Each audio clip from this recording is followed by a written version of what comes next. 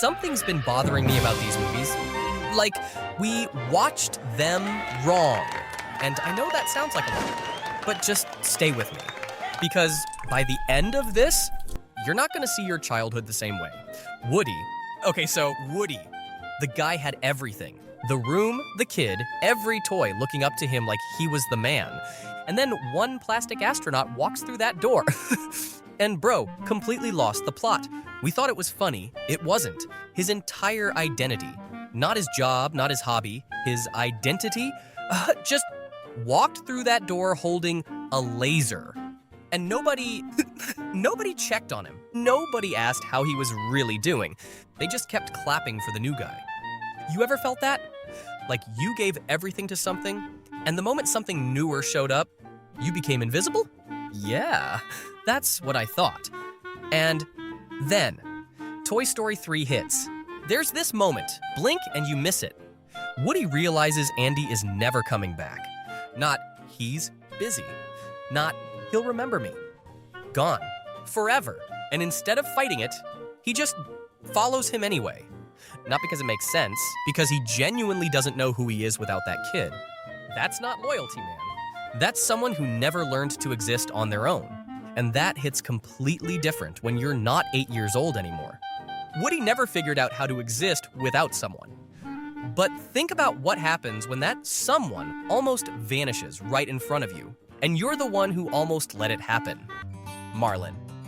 Finding Nemo. Finding Nemo isn't really about a fish crossing the ocean, it's about a father so destroyed by one second, that he turned his fear into a cage, and then called it love. The ocean didn't traumatize Nemo. His dad did.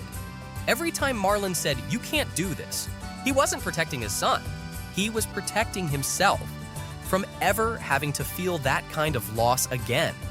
And here's the thing. How many people do you know who do exactly that?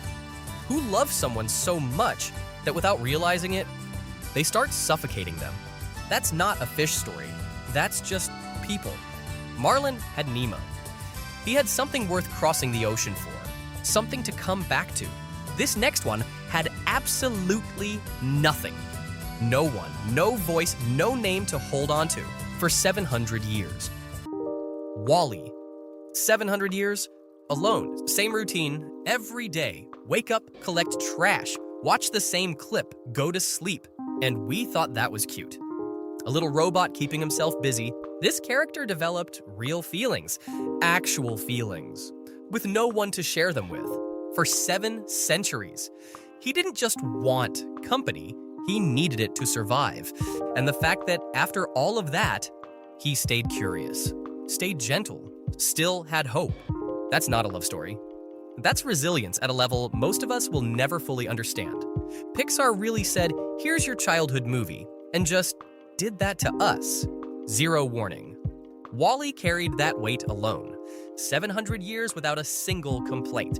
But there's something worse than carrying your own pain.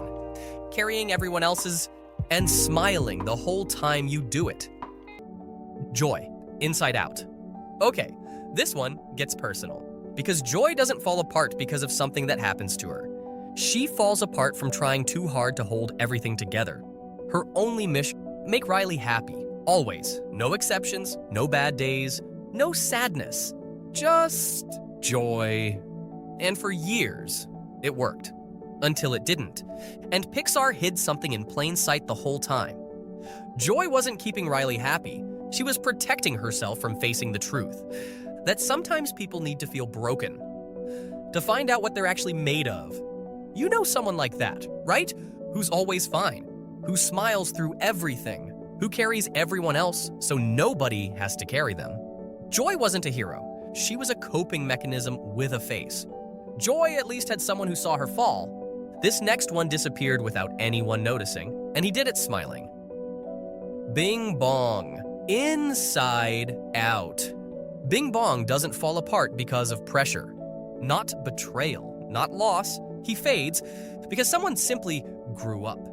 He was Riley's imaginary friend, her adventure partner, the one who never left. And she doesn't even remember he existed.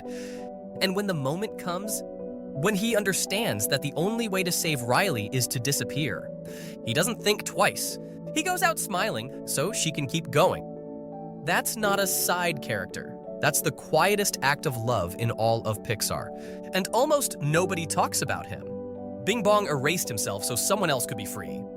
Flip that completely. What if, to be free, you had to escape your own family?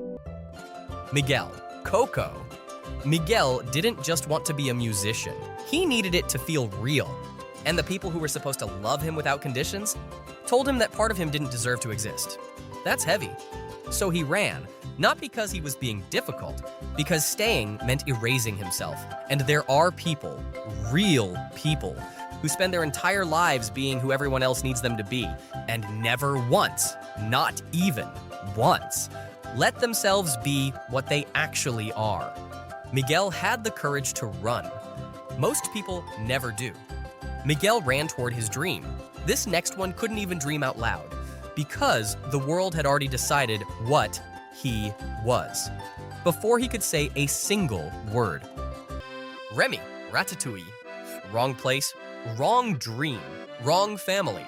A rat who wanted to cook in the best restaurant in Paris. That wasn't ambition, that was identity.